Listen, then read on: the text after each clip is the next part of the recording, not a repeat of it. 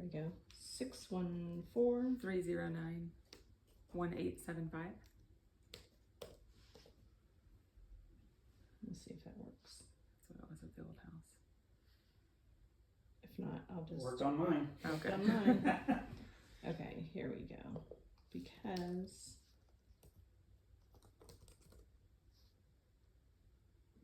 I want to make sure that we have. Let me come over here. Okay.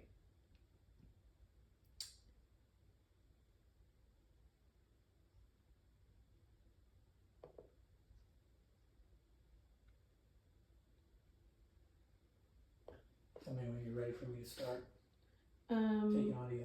Yeah, give me just 1 second. I needed to get some internet access. Hold on just a second. Trying to get to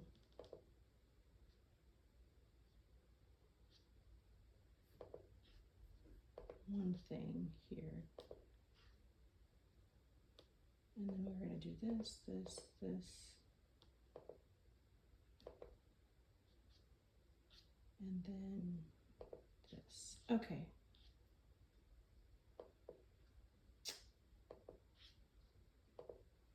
Okay, you can go ahead and go. So my first question, I'm going to be muted out of all of this. Maybe sometimes there might be like a back and forth, but so first of all, this is just to get you talking and free flow. I want you to give me some background about how you got into counseling. We're not going to talk about your why just yet. But tell me, like, how did you, tell me your evolution story of how you got into where you are right now. To counseling specifically. So I took a psychology class my senior year of high school, and I just got so intrigued as to why people think, feel, and act the way they do. I can imagine it'd be like high schoolers now taking personality inventories or things like that. And so I think too, I was, from a blended family that was birthed out of trauma. So my sisters, coming from a murder-suicide situation, used to be my cousins, became my sisters when their parents were, killed in murder-suicide. And seeing the way that they reacted and the way that each of us reacted to all kind of being blended together, that psychology class my senior year was like, oh, this is why Erica's a peacekeeper and Allison, and so I started to kind of put the pieces together and got really intrigued by it. How old were you when they came? 5. You're 5? Do you remember it like really well? Like, are you? I remember, so this is where I'm like, I wonder if I was an Enneagram 7 before this happened or if it was birthed out of this, because I just remember like they were my cousins that were my best friends that lived a state away. So I don't really remember like the pain or understand it. I don't remember any of that. I remember being like, oh wow, my best friend is going to be my sister now and we get to share a room and those kinds of things. I remember them building onto the house. They added on, almost doubled the size of the house. And there were tons of churches that showed up and people that showed up to help build it. And this one guy even like had a carpeting place and donated all the carpet for the new house and stuff like that. And so I remember those pieces. I remember all of us sleeping in one room, like my parents were sleeping in the basement, and all 7 of us were in one tiny room that, wasn't covered in sawdust for a very long time. And I remember that being so fun because my parents could never actually get us to go to sleep. And so we just stayed up and talked and played and probably watched cartoons or who knows. And what, like, from that experience, what would you say is like the best part of all of that?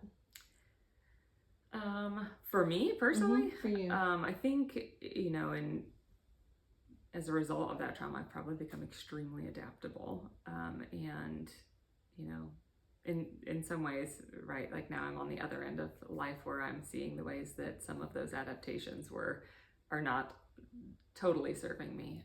Like I became an Enneagram 7, I think, out of that space of finding the silver lining and making good with what you have and things like that, which I think is a great skill. And I think I generally see life from a pretty positive lens as a result, which is great. And, I also had to go through 8 years of training to get deeper and to look at what's not ideal and work through the harder parts too and acknowledge negative realities. So then what would you say from that experience, knowing what you know now, reflectively, was the hardest? Oh, knowing what I know now, like now as I go back into even work, my own personal work, because I'm always doing my own work in this space too. I think the hardest piece was probably, again, not that I had cognitive awareness of it at the time, but would have been that I lost my mom that much more, Yeah. right? The caregiver, because I was second born of 4 already. So already the middle child. There were already 2 littles. And then between the trauma and then my parents adjusting to the trauma and 3 more kiddos, yeah, I'm sure I got lost in the midst of that. I'm sure a lot of emotional needs went unmet. And I've learned to, out of that space, I learned to be really independent and figure things out and all of those kinds of things. And on the flip side of that, as a parent now, it can be really challenging for me when my kid is not independent and doesn't figure things out. So, right, my shadow work, that I didn't have the capacity to be helpless or needy or emotional. Now, if I'm not doing my own work and not aware of it, that stuff can come up for me, and I can struggle to parent well or be in relationship well when that's the case.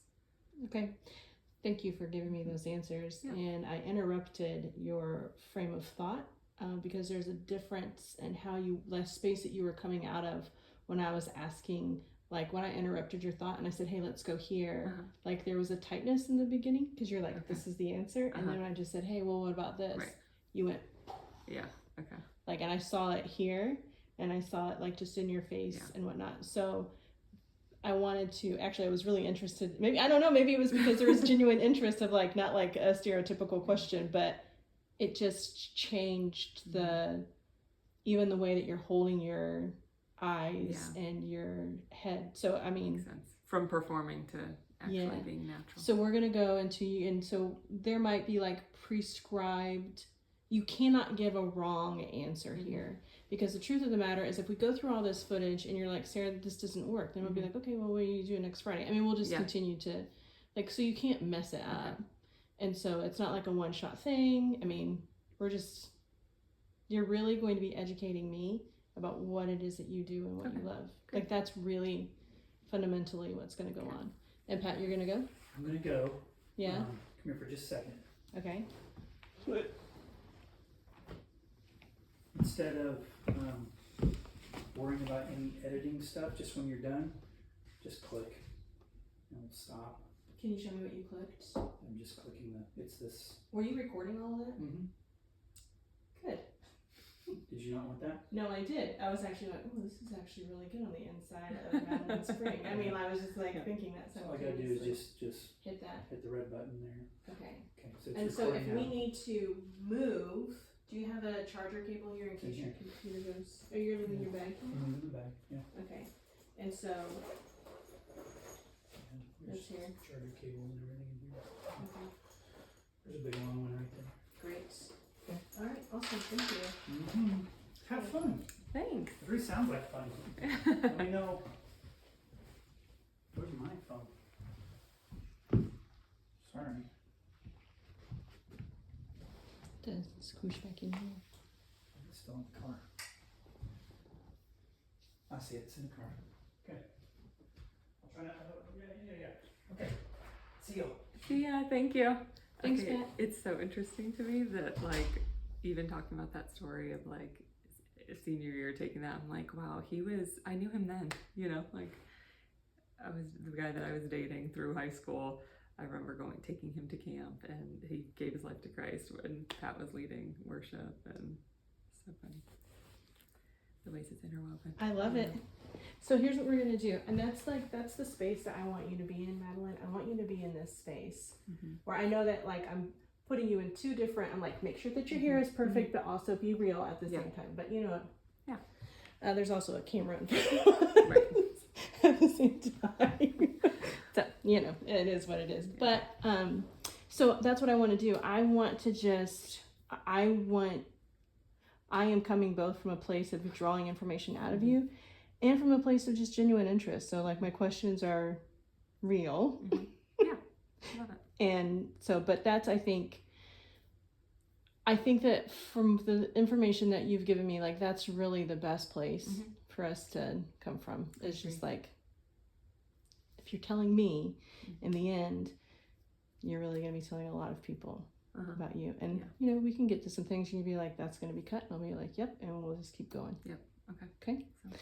So now just kind of getting back to our story. So you are a senior in high school, and then you decide that you're going to study psychology because of the experience. Before we go down there, this is just curious. Of your siblings, do you think that, have you ever thought about what life would have been like without that trauma? Like, do you ever think about, I would be better, or I would be different, or things would have been, do you ever have like a version of life that didn't involve that trauma? No. No. Really, I can't imagine it, and I don't know that I would want to. I'm sure that it has shaped me into who I am in so many ways. And yeah, I guess the only curiosity was, as I'm going back to, I remember asking my parents when I was taking some class about how I showed up as like a toddler or even as a baby, what was my temperament and things like that. And it's interesting because even when I chat with them about that, some of these glimmers of my personality that I've maybe attributed to this huge traumatic event happening actually were always there. Like Dad would like joke that, how am I already sarcastic at 3 years old? Like, and yeah, just funny and those kinds of things. So nice. So then you decide that you're going to go to college, right? Yeah. So actually probably a formative thing too that I'll probably come back to is, this relationship that I had ending. But yeah, so I go to college. I was actually going to be an early childhood ed major and a psych major, like a double major. And so I went through the first year that way and then realized it's going to take me 5 years to get through both majors or close to, or I could just go straight through psychology and get it in 5 years. So I switched after the first year to just psychology and graduated in 3 years because for some reason I've always been an overachiever. Probably comes back to childhood. And so I don't know why I was just like, oh, it seems like it would save money and be more efficient. Why not graduate in 3 years? So I took all the classes and did probably 18 credit hours at a time. After I went to Malone college too, till I think I needed the structure, and I knew I needed structure of a smaller Christian school. But my first year there, I like probably defied all the rules. I was like, why did I choose this school? Because now I'm just breaking all of them. But the people that looked like they were having the most fun were the RAs. So I became an RA the next year. So then I had to enforce the rules. And I think that was really great because it was my first step, not into leadership, but kind of my first step into leadership as an adult. I guess I'd been in student council and things like that. But being part of the leadership on the campus was really fun. And there's so much work in that around self-awareness, just inherently, I think, in the work, because why does this, student on your floor rub you wrong? Or what's making it difficult to engage with this group, or those kinds of things? People were asking me deeper questions. And so I loved every bit of that. So yeah, switched to get my psychology degree and came out to White's, did a semester, the summer semester I did a, what's it called? I don't know, whatever, where I get credit for doing work or whatever. Like an internship? Yeah, it was called something else because it was like I had to study stuff while I was doing it. But yeah, so I got like 3 credit hours for it and lived with my brother for the summer and kind of fell in love with White's a little bit. Still didn't really plan to come out this way, but then after college, Aaron's job fell through that he thought was certain. And at the same time, I just found myself looking at the website of White's and ended up moving out here and working with sexually maladaptive youth for the first few years, which was really interesting. That was actually the first time that I saw the power of group work when I was working with sexually maladaptive youth. So these kids are there because they have offended against younger kids. So, you know how we, as a culture, view pedophiles and things like that as adults. So these are youth that have kind of even already assumed this label. And so working with those youth and then seeing the power of when their parents would come in, we'd have these parent groups every 3 weekends. When they'd come for parent weekend, we'd have these parent groups. And you could see these families who nowhere else in the world was it safe to talk about these things without getting judgment from people. But in this space, there was no judgment and there was identification with one another and I just saw for the first time probably there the healing that came from group work, just having a space where you can show up and be seen and known and not judged, in and of itself was so powerful for these families. So that was a wonderful experience, and worked with those kids for a few years before finishing my master's degree and moving into the counseling space. So talk to me about Townsend Leadership. How did you get connected with that? Yeah, so I started in what Scott Macon started, basically a Townsend leadership program. I think it was before TLP actually existed. He started one in our church setting. So he called it Leadership Development Program. He got 9 men, I think, to do it the first year and 9 women the next year. And so my husband did it the first year. So this accountant who wouldn't touch feelings with a 10-foot pole is now in this kind of a bait and switch. It sounded like leadership, but it's actually more deep emotional work. And I, even as resistant as I think he may have been to it that first year, he grew so much, and I couldn't wait to be in it the next year because I'm always up for growth and groups and all the things. So I did it the next year, and it totally transformed the way that I live, the way that I live, the way that I love, the way that I show up in relationship and in work. I was a different person after that year. There was one time that feels the most profound as I look back on it from that year. Was I was processing how I'd lost my temper with one of my kids. I probably had 3 kids. I did have 3 kids at the time. I was either pregnant with my 3rd or had my 3rd by the point of this work group or process group. And when I was sharing with this group of Christian women that I had totally lost my mind on my child, and it was so hard for me to even say it out loud because I just felt so much shame. And that was my cycle, right? Was this, I would lose my temper and then just shame spiral that I'm bad, and that did not lead to any less losing of tempers, let me tell you. It just kind of isolated me and made it worse. And it was like just I would continue erupting, whether externally or internally on myself. But when I shared with this group of Christian women, who was really intimidating to share with, this struggle, and I heard from every single one of them that they all leaned in and were okay with me and would say things like, "Oh my gosh, listen to what I did," or "I've done worse," or "It's normal, it's okay, we're here." They were just so for me and accepting of me, and not accepting of that, right? They don't want me to lose my temper and hurt my kids. But they were so okay with me. And so when I just shed light on the shame, a light on the brokenness, for the first time, I didn't continue into this spiral downward, but it really allowed me to run toward the Father, right? Instead of just kind of isolating and feeling shame, I was like, okay, I messed up, and help me, help me from my friends, and help me, Lord, to help to change this piece. So then you've seen group work with other people, and then you've experienced that same kind of group work. That totally transformed the way that I parent. It was so different after that. So then when I would lose my temper, I knew that I could text somebody or call somebody and say, "Hey, I'm losing it," or "I'm not, my wit's end with these kids," or whatever. And I'd have space, somebody to contain it. And so then that didn't happen anymore. Another big thing that I learned that first year of that group was that my husband's not supposed to meet all of my needs.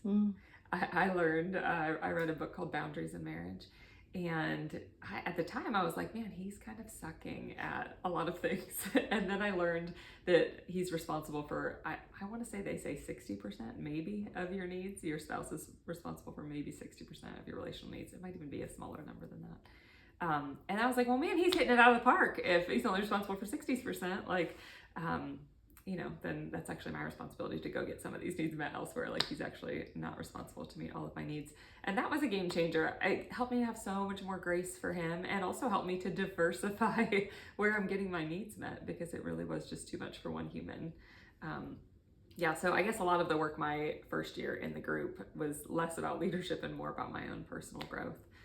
But it certainly has impacted my leadership too. So since then, I've always been in a group like that. I have found that I grow the most in groups, and I do individual work as well with my coach, but I love group work. I'm exposed to so much more parts of me in a group, because I'm, not going to hear from my coach or my therapist the ways that I'm irritating them, but I might from a group, or, seeing other people doing their work brings up different things in me too. So I love group work. I'll always be a part of group So work. so then let's talk about Aaron in a group, right? Because a lot of the people that you have interest in reaching out are people who have a tendency to like almost want to isolate themselves more, and you kind of have this desire to break them out of that. So what kind of value, talk to me about the isolator. Oh my goodness. This is what first made me passionate about doing leadership work, is how isolated leaders are. Because every leader is isolated on some level. The higher you go in the business, the higher you go in leadership, the more isolated you are. The less there are people kind of at your level, companions, that it's even appropriate to share with. And then add to that ministry or things like that, it makes it even more challenging because, pastor of a church, how many spaces is it safe to say I'm struggling with pornography, or my marriage is really struggling, or whatever it is. And I think that's why we see a ton of moral failure, especially in high level leadership positions, because they're extremely isolated. You saw that even in my example, personally, when brokenness is kind of isolated, it just festers, it gets darker and it gets worse and muckier. And as soon as you shed light on it, as soon as you bring other people into it, that shame dissipates. It is no longer so scary, right? I normalize that, this, we can edit around if this doesn't fit here, but like even things like feeling attraction to somebody other than your spouse. There was a time where that was so terrifying. When I first felt that, I was like, and I went to all my people, right? And I shared the things and I felt so much shame, but then I was like, oh, wow, it's like nothing actually. It actually has nothing to do with this person who I actually am not actually attracted to at all. I was just projecting on them, right, what I thought I needed. But if I had never felt safe to share that to someone else, God knows what it could have, boiled or festered into. And so now it's like normalized. I've got my sister on speed dial and a couple friends on speed dial that I can call when there's just other stuff coming up. And I know it's not about that other person anymore, right? It's they're a blank slate that you're just kind of projecting onto. But I think a lot of leaders don't have that. We don't have the spaces where it's safe to actually show up and be seen. And so, I think it can be super damaging to be isolated as a leader. And so when I started out doing this work, I started doing, it was called Leadership Development Program, and it was specifically for Christians, for leaders in ministry. And so helpful to be in that space and for them to have a space where they can be real. They could even say a curse word, right? They can share what they're actually struggling with and be met with acceptance of who they are. And sometimes that can be a tricky thing. People can think that acceptance means that we're saying the behavior's okay or that the thoughts are okay or whatever. Acceptance is really just saying, I'm with you, I'm for you, right? And it's giving people space to be seen and known without judgment. And how long have you been working or been engaged in the TLP process? Yeah, I think I switched over to doing TLP groups. I think it's probably 5 or 6 years ago. I've led, several groups, co-led, led single, and I'm going to be co-leading again soon with Mike. Nice. So then what's the relationship between TLP and Undaunted? Like walk me through that. Yeah. Like how did that come to be, and like what was the catalyst, all of that stuff? Yeah. So TLP is kind of one piece of what Undaunted Leadership does. And so TLP is specifically the Townsend Leadership Program. So it's a Christian program that is for leaders. It's an intensive year-long program that leaders are committed to this cohort and come every month in person or hybrid options where it's online and in person, but they're coming together for a full day every month and kind of tackling these 3 big stretch goals that they're setting for themselves at the beginning of the year. So they're tackling a personal stretch goal, a professional stretch goal, and then a third one that is their choice. And so with the support of the group, with accountability and support spurring them along, they're tackling these huge stretch goals over the course of a year. So what are some examples of stretch goals that you've seen people do that have been like, that's a fantastic goal? Well, I had so many. There's one stretch goal that comes to mind is I had a woman who was going through a divorce unexpectedly, and her stretch goal was to replace her husband's income, which meant essentially doubling her income that year. And so that was a fun one because we got creative and she used her work groups around that. And sure enough, by the end of the year, she had doubled her income. She joined it for a second year and doubled it again was her goal. She's like, well, if I could double it once, why couldn't I double it again? So that was a really fun financial goal to work through, which is interesting because it's, some people might hear that and be like, oh, okay, so it's all about the bottom line. It isn't. Like, she had to work through a ton of self-limiting beliefs around money, a ton of self-limiting beliefs about her value and what she brings to her clients. And so without the support of a TLP, she would have just hit a brick wall, right? And probably unconsciously just kind of stopped tackling it and thought it was impossible. So that's where the power of the group is so helpful, to kind of lean in and get into those spaces that are feeling uncomfy that you didn't know would be uncomfy until you got there. I think of I had a client she had a couple of big stretch goals. And then the third one, she's like, and if we get to it, I'm really scared to die. So she had this huge existential goal of having peace around her death, around dying someday. And that was fascinating to see how that worked throughout the year. Interestingly, by the end of the year, she invited me to her baptism and had total peace about where she was going and what was happening after death. And just kind of even putting it in front of her and naming the thing and leaning into it. And there's discussions that happen as a result, and all those pieces, were huge for her. I've had clients set goals of being able to set better boundaries. And so maybe they really struggle to set boundaries or to be direct with employees or things like that. And by the end of the year, they are wanting to be able to be clear and direct and set limits for themselves. I've had clients say they want to take a broken marriage to a restored marriage. I've had clients take a restored marriage to a great marriage, right? And so some of those personal goals, a lot of times what I'm seeing in stretch goals around professional can be something like growing your business or tackling this new endeavor, launching a new business. Sometimes it is stepping into their authority. A lot of times I have leaders who kind of feel like they're faking it till they make it, and they don't feel like they've made it yet, right? They've been promoted to these positions or they're in this role, but deep down, if they're honest with themselves, there's this feeling of inadequacy or feeling of less than. And so that's a huge thing that I'll work with a lot of leaders on, even if that's not what they come in with. Sometimes that bubbles up in our work. And then I would say another huge stretch goal that kind of becomes, especially from second and third year TLPers, are because they've been exposed to this harsh internal judge that they have. And so lots of times by year 2 or 3, they're aware of the judge and the impact that the judge is having. And so their work might be to eliminate the judge or neutralize that internal judge that's always saying, you're not doing enough, try harder. It's like the robber of all the peace and joy in the process. And so sometimes it's a more abstract thing like that will work to make it a SMART goal and, rate it and all those kinds of things. But those are some of the goals. So talk to me more specifically about what you do with Undaunted. Yeah, so Undaunted is the umbrella of my whole organization, and I am an Enneagram 7, so I love to do lots of things under Undaunted. So under that umbrella, I lead TLP groups. I do a lot of intensive work.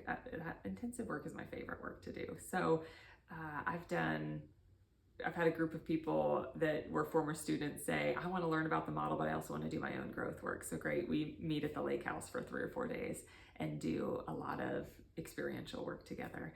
That experiential growth work is my absolute favorite, where you just show up. I'm trained in psychodrama and sociometry, and so we'll do a lot of psychodrama and sociometry, which are big scary words that might freak you out. But basically, it's kind of using enactment and movement to kind of work through deep things that show up for people. So I love doing that work. I, under Undaunted, have done a number of skills groups. So I have built a couple years of curriculum for training counselors and coaches in the skills of how to do the work well with clients. And so those are totally virtual groups that are either 6 months or year-long programs, depending on the speed that they want to do. I've also lead process groups for a number of individuals. So organizations will sometimes hire me to lead their teams in process groups or group coaching. Other people are just wanting to connect more deeply with a life group or a small group that they already have. So they'll hire me to kind of come in either in person or virtually to lead those process groups. And then of course, executive coaching. I do a lot of one-to-one coaching, and I say executive coaching, and I use that term, I don't know, sometimes it freaks people out and they're like, well, I don't see myself as that executive or that kind of thing.